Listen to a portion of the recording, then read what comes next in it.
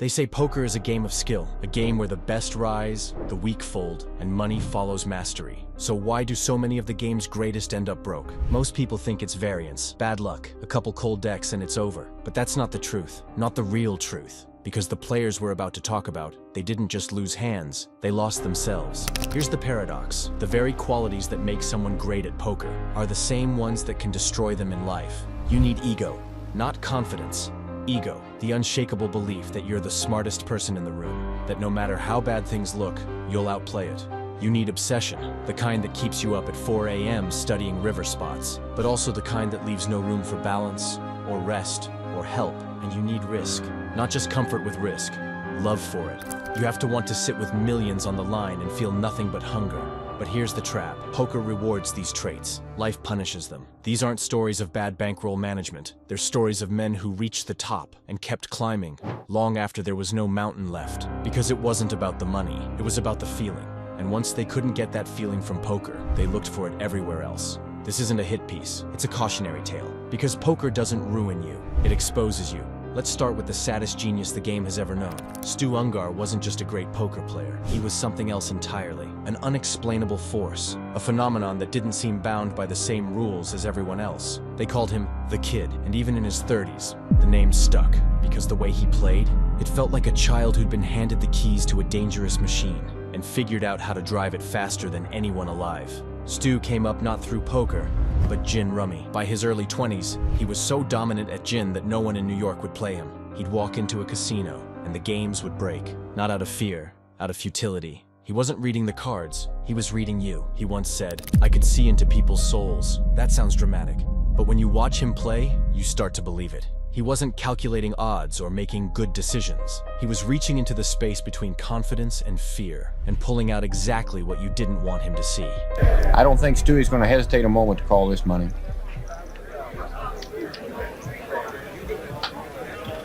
If Stewie does call this will be the largest pot in the history of the World Series of Poker.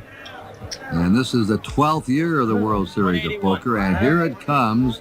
And this pot now is going to be $554,000. When he finally shifted to poker, Texas Hold'em, the game wasn't ready for him. In his first ever WSOP main event, he won it. At 26, he was the youngest champion in history. The next year, he won again. No one could figure him out. He didn't study like the others. He didn't grind. He played like the deck was an open book. But genius, unmoored from structure, rarely ends well. Stu Ungar's curse was that he needed more than winning. He needed to feel untouchable. Poker gave him that feeling for a while, but the high started to fade. And like so many gifted minds, he searched for another one. Cocaine became the next table, except this one didn't have winners. His descent was fast and obvious. Missed tournaments, broken friendships, backed by players he once destroyed. At one point, he was so deep in debt, he had to be staked for a $10,000 buy-in. In true Ungar fashion, he won the whole tournament, then disappeared again. I raise it. Raise it. This could be it, ladies and gentlemen. He's rating $800,000. He does have it. John calls. Here we go. This could be it. Ace 4, ace with no kicker. He needs a deuce or a 4. Stewie needs a deuce or a 4.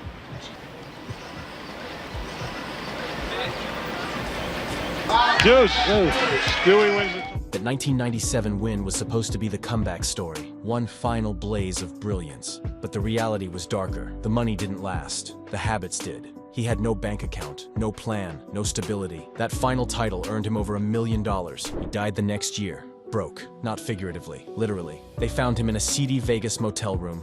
No ID, no money, no one at his side. Heart failure, they said. But if you ask people who knew him, they'll tell you Stu Ungar didn't die from a weak heart. He died from a strong mind, with no brakes. Ungar wasn't chasing wealth. He wasn't even chasing victory. He was chasing that feeling, the sense that he could see it all, control it all, that rush of being untouchable, if only for a moment. And when poker couldn't give him that feeling anymore, nothing else came close. Stu Ungar didn't go broke because of bad luck. He didn't go broke because he wasn't good enough. He went broke because poker gave him a taste of perfection, and nothing in life could match it. He wasn't destroyed by the game. He was revealed by it, and once the mask came off, he couldn't look away. Next, a very different kind of downfall. Ungar chased greatness. Erick Lindgren chased action. If Stu Ungar was the tragic genius, Erick Lindgren was the success story, at least on the surface. In the early 2000s, Lindgren had everything the poker boom wanted. Young, sharp, handsome, a WPT champion, a full-tilt poster boy, and a regular in the biggest cash games on TV. He wasn't loud or volatile. He didn't melt down at the table. He won quietly, smoothly, almost too easily. To most people, he looked like the future of poker. But what they didn't see was the hole he was digging just off camera. Because Erick Lindgren wasn't chasing greatness, he was chasing action. The game itself, almost secondary. What mattered was the risk, the movement, the feeling of always being in the middle of something big. Poker gave him a taste of that. But it wasn't enough. Soon, it was sports betting. Then golf prop bets, then casino tables. He once bet 6 figures that he could play 4 rounds of golf in a single day. In the Vegas heat, carrying his own clubs, he won the bet and used the money to keep betting. That's the thing about action junkies. They don't crave victory, they crave volume. They want something always on the line. And for a while, he could afford it. Poker was in its golden age. Full tilt money was pouring in. Lindgren was making millions, on camera and off. But the problem with risk is that it doesn't care if you're smart. Behind the scenes, Lindgren had borrowed hundreds of thousands from friends, casinos, even Full Tilt itself, all to cover bets he couldn't stop making. He owed over $4 million. Most of it he couldn't pay back. In interviews later, he'd admit, "I couldn't watch a football game without betting on it. That's not strategy, that's addiction." Eventually the walls closed in, his reputation crumbled, the money dried up. And in 2015 he filed for bankruptcy. He went to rehab, tried to rebuild. And in a sense, he did. But the damage was already written into the story. Because Erick Lindgren wasn't a victim of variance. He didn't run bad, he ran hot. For years, and that's what made it worse. Poker rewarded his appetite for risk. It gave him the lifestyle that fed his obsession, and when it was all gone, there was no engine left to feed the habit. He wasn't addicted to poker. He was addicted to the adrenaline of being deep in the fire, and poker, at its peak, made that fire feel like control, until it didn't. Now we go from obsession to volatility. Mike Matusow wasn't chasing risk. He was chasing emotional survival, and some days, he barely held on. Mike Matusow played poker the way most people feel life. Raw, loud, unfiltered. One hand, he's on top of the world, grinning, taunting, chip leader. The next, he's unraveling, spiraling, cursing the game, himself, and anyone nearby. That wasn't an act. That was Mike. They called him the Mouth. And not just because he talked, because he couldn't not talk. Mike Matusow was poker's emotional live wire. Every tilt, every triumph, every breakdown, broadcast in real time, whether you wanted to see it or not. But here's the thing, under all that volatility, he could really, really play. He read people like short stories. He could sniff out fear, pick off bluffs, and pull off hero calls most players wouldn't dare try. When he was locked in, he was elite. But the problem wasn't his skill, it was what happened between the hands. Matusow was diagnosed with bipolar disorder. He battled painkiller addiction. He served time in jail for drug distribution. And through it all, poker was both the outlet and the amplifier. Because poker doesn't punish emotional volatility, it often rewards it. That edge, that unpredictability, that defiance, it can make you millions, until it turns inward, until the emotional swings become too sharp. And suddenly, every bluff feels personal. Every loss feels like proof. Mike once said, "I don't know how to lose." But the truth is, he didn't know how to win either, because even when he did win, the demons didn't go away. He was one of the first pros to speak publicly about mental health. But by then, the damage had already rippled through his career. There were comeback attempts. There were moments of grace, deep WSOP runs, flashes of brilliance, but the volatility never left. And poker, with all its chaos, couldn't offer peace, only more fuel. Let me hold up the best hand one time. A 3-1 favorite as we go to the flop. Come on, one time, baby. Foster and Matusow now to the flop. 8-7-5, no help for either. Matusow now a bigger advantage. Keep him red. Kid, the club's coming. Blank, deuce. And Deuce. now on the river, Deuce. only a queen Deuce. would knock Matusow out of the main event. It is a queen! No!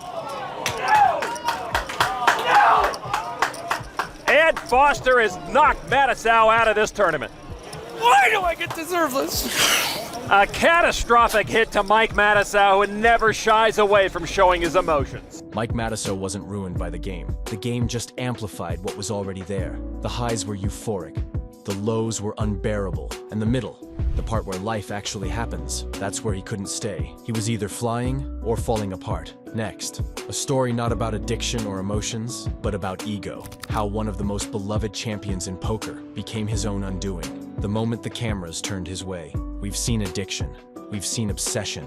But now, let's talk about the moment the spotlight itself becomes the enemy. Scotty Nguyen is next. There's never been anyone in poker quite like Scotty Nguyen. Swaggering, smiling, beer in hand. He brought charisma to a game drowning in sunglasses and silence. You call, it's gonna be all over, baby. That line alone made him a legend, but it wasn't just what he said, it was how he made you feel. Like you were watching someone who already knew how the movie ended, and was just enjoying the performance. Oh my God, what is going on here? Could Scotty be slow playing a 9 here, Vince? I think that's the play, if he does have a 9 or an 8. Oh my God. Scotty just moved all in. I think Scotty has a 9 here, and I think he's going to get, well, we'll see if he gets called or not.